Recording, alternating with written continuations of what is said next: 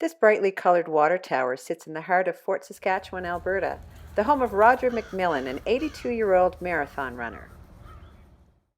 You'll be rather surprised to hear what it was that inspired Roger to run his first race. I used to work with a guy that came to work with a different t-shirt on just about every day, and I was envious. I wanted one of these t-shirts, so I asked him how he got that. He said you have to enter a 10k race. So I entered the 10k race in Edmonton. This was 10 years before I started running marathons, and I didn't train very much, and the 10k just about killed me, but I was hooked. Although he's giving some of them away, Roger's collected over 100 t-shirts. My first marathon was Vancouver International Marathon in May 2006.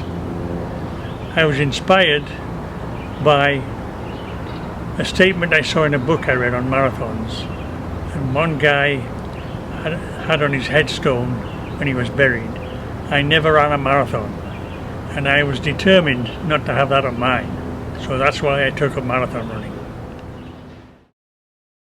Along with collecting t-shirts, Roger has also acquired medals at each race.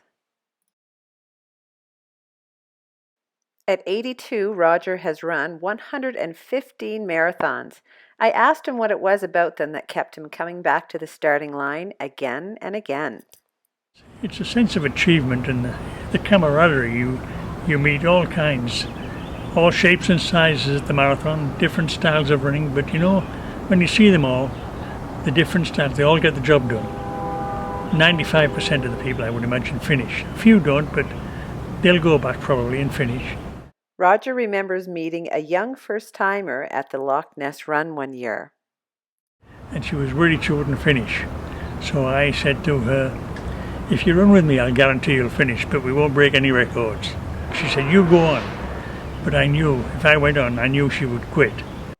But quitting just wasn't an option, at least not while she was on Roger's watch. I said, "Okay, we get tired, we walk a little bit." I said, "Okay, the way we're going to do this hill, there's pylons in the middle of the road to separate the runners from the traffic." I said, "We'll walk a pylon, run a pylon, walk a pylon." So that's what we did to get to the top. And we got to the finish. We crossed and high-fived. And we've done that every race since. Since their meeting, they've run the Loch Ness race 5 times, and each time they begin and end together. They announced my age when I went over the finish line in Loch Ness.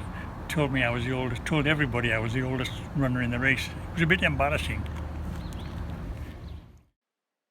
He likes to keep records of his marathons, including some photos and details of each run. To train, Roger walks every day and runs 3 days a week. He calls a Wheaten Terrier named Winna his training partner. He's been running with Winna since she was a pup. The year Roger turned 80 holds some significance in his running career. When I got to about 50 marathons, I saw a possible target of running 100 before I was 80. So I set my mind on that and I achieved it with, I think, 2 months to spare. I did the marathon in August in Edmonton, and my birthday was a couple of months later in October. So I achieved that. Roger was given bib number 100 to wear on August 20th, 2017, and at age 79, he completed his 100th full marathon. In fact, my grandkids and a few of the family friends ran over the finish line with me. It was a day to remember. I asked Roger what milestone he's got his sights set on next. Just to stay alive for 10 more years. Once I achieved 100, I was really happy. I don't think I'll ever reach 200, but I'll just see how many I can do. Due to COVID-19, Roger's options are pretty thin for races this year. The only one that is not cancelled up to date this year is Loch Ness again. I'm hoping it's still on. It's on October the 4th, and it will be my 10th time running that one, so I'm hoping it's still on. So if you ever find yourself in Fort Saskatchewan, Alberta, and you see this fellow running down the street, stop and say hello. He's probably one of the nicest guys you're ever going to meet. Does George Clooney go through all this when he has to make a movie?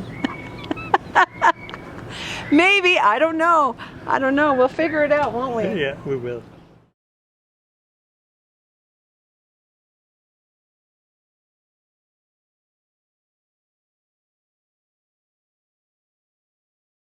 Twinkle, twinkle, little star, how I wonder what you are. Up above the world so high, like a diamond in the sky.